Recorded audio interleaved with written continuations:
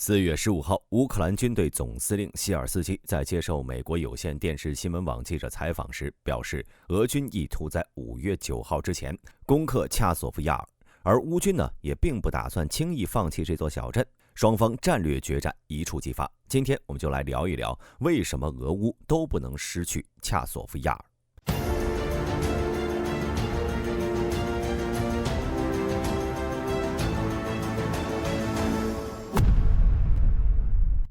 从2024年3月份以来，乌克兰总统泽连斯基曾多次向外界表示，根据乌克兰情报机构的消息，俄军很可能会在5月或者6月份对乌克兰发起大规模进攻。为了取得较大进展，俄军的进攻计划很有可能会提前开始。自从2024年2月阿夫迪夫卡战役结束后，俄军开始向巴赫穆特地区重新集结部队。从巴赫穆特西部向恰索夫亚尔发起进攻，该地区呢位于被占领的巴赫穆特市以西，两地相隔仅有不足10公里。加之现在该地区的天气正处于温暖干燥的时期，更有利于装甲部队展开大规模行动，对于俄军来说是十分有利。同时，谢尔斯基表示，乌克兰需要西方提供更多的炮弹和装备，以及更先进的高科技武器，为乌军夺取战场主动权来创造条件。4月15号，谢尔斯基再次向媒体表示，根据可靠消息称，俄军已经接到命令，要在5月9号之前攻克恰索夫亚尔地区，而俄罗斯方面对此消息并没有做出回应。不过值得一提的是，5月9号作为俄罗斯的胜利日，以纪念1945年5月8号纳粹德国向苏联正式签订投降书，在第二次世界大战中无条件投降。而投降书生效时，欧洲中部时间为5月8号，莫斯科时间为5月9号。因此，作为历史性的时刻，俄罗斯将每年的5月9号定为胜利日。这对于俄罗斯来说，这一天呢拥有重大的政治和军事意义。如果能够在此之前成功的夺取恰索夫亚尔，作为俄军对于胜利日的献礼，必然会极大提振俄军和俄罗斯社会对于赢得这场战争的信心，并且通过恰索夫亚尔战役的胜利，提升俄军整体的威望，降低动员难度。从2024年2月末到3月，俄军就已经开始对恰索夫亚尔周边的村庄发动持续不断的攻击。根据霍尔蒂察作战战略小组发言人伊利亚耶夫拉什的消息称，俄罗斯指挥官正在该地区使用人海战术，许多俄军士兵在没有掩体的情况下向乌军阵地发动进攻，随后乌克兰炮兵给俄军进攻部队造成了约60%的损失。即便如此，俄军依旧没有放弃对恰索夫亚尔的攻势，继续对该城及周边地区发动攻势。经过1个多月的推进，俄军确实是取得了一定的进展，攻克了恰索夫亚尔周边的多个乌克兰防御工事。俄罗斯武装部队在4月4号对恰索夫亚尔发起了首次直接武装攻击。在苏25的近距离空中支援下，一个连级规模的俄军机械化部队沿着00506公路推进到该市东郊，并与驻守在那里的乌克兰第23步兵营发生激烈交火。由于乌军占据了防区，并在城外高地修筑了防御阵地，成功击退了俄军的此轮进攻。4月6号，乌克兰军队总司令亚历山大·谢尔斯基表示，恰索夫亚尔仍处于乌军的控制之下，俄军向定居点推进的所有尝试都以失败告终，并且为了防御俄军可能的大规模攻势，还派遣了乌克兰第5突击旅前往恰索夫亚尔地区参与防守。这里大兵稍微提一下，这个第5突击旅是乌克兰在2022年俄乌冲突爆发后组建的一支机械化部队，主要的武器装备都是由美国提供，并全程参与了巴赫穆特战役，与当时俄军的瓦格纳部队打的是难解难分，可以说是乌军的一支精锐力量。4月10号，乌克兰人击退了一支俄罗斯加强机械化连，该连离开伊万尼夫斯克的前沿基地，向西驶向恰索夫亚尔以南和运河危区东南部的林区。据报道，乌克兰炮手、反坦克导弹人员以及无人机操作员利用伊万尼夫斯克以西的 T0504 公路上一座受损的小桥作为狙击点，阻拦了前进的俄罗斯装备部队，并且击中了至少1辆过桥的俄罗斯 BMP 步兵战车，迫使其余的突击车辆撤退。乌克兰士兵最初声称34辆俄军车辆有19辆被乌军成功摧毁。4月14号，谢尔斯基表示，恰索夫亚尔的驻军已经得到了大量的弹药、无人机和电子战设备，以巩固该地区的阵地。从目前情况来看，俄乌双方似乎都准备在恰索夫亚尔这座小镇展开一场大规模的决战。那么，这座小城到底有什么魔力，能够让俄乌双方都如此重视呢？首先，从地理上来看，恰索夫亚尔的位置十分重要。如果乌军丢失了恰索夫亚尔，俄军便可以沿着 T0504 公路将战线推进到康斯坦丁尼夫卡。而此处作为乌军在乌东地区的战略重镇以及后勤物资的运转中心，如果受损，将对前线乌军造成巨大影响。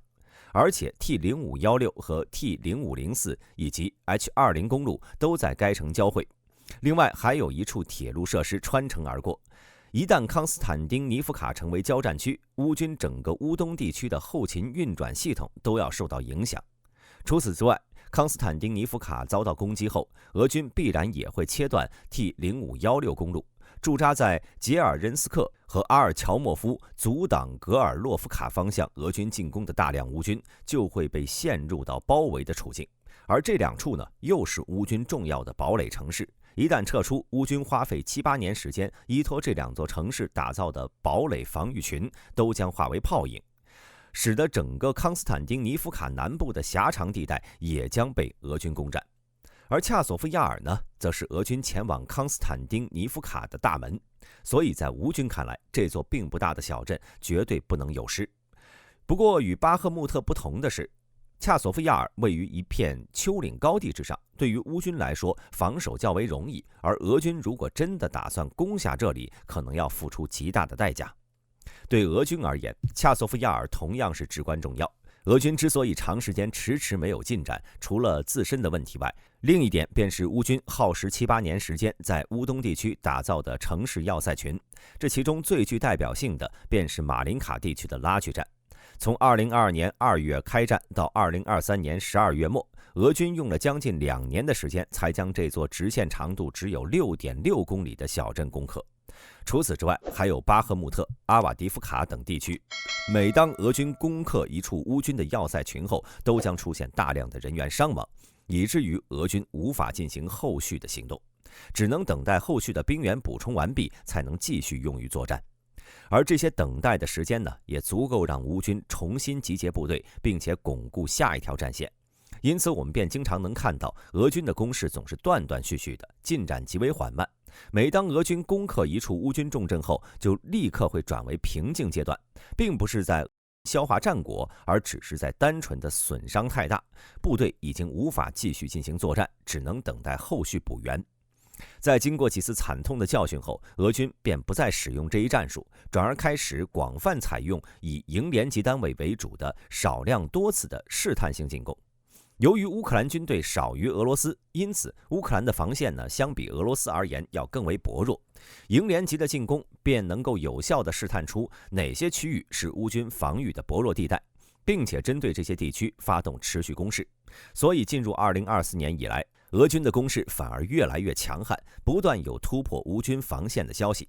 这种类似取巧的方式虽然十分有效，但一些重要城镇依然无法绕过。这其中呢，就包括恰索夫亚尔。作为像康斯坦丁尼夫卡和克拉马托尔斯克等主要城市的门户，俄军只能选择啃下这块硬骨头，而乌军呢，也显然不打算轻易放弃这座城镇。截至目前，恰索夫亚尔的战斗仍然在继续。俄军最先沿着00506公路推进，企图进入恰索夫亚尔东部的泽莱纳街，结果被驻守在此处的乌军第23步兵营击退了。随后，俄军第98近卫空降师开始进攻东北部的博赫达尼夫卡地区。虽然成功占据了该村2翼的大片空地，但乌军仍旧掌握着另一半的小镇，与俄军空降军展开激烈交火。在东南部，俄军的一支机械化连企图攻占恰索夫亚尔的桥头堡伊万诺夫斯克地区，但被乌军使用标枪导弹将其击退。随后，俄军发现伊万诺夫斯克难以攻克，便转而占领了其南部的大片空地和树林，并且将战线向西推进到了河流附近。面对俄军持续不断的进攻，乌克兰方面也并非坐以待毙。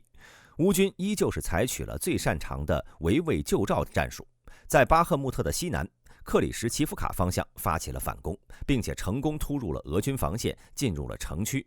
与伊万诺夫斯克一北一南相互照应，迫使俄军阵地变成了一个长达5公里长的突出部。俄军攻势被乌军依托多个据点成功挡下了。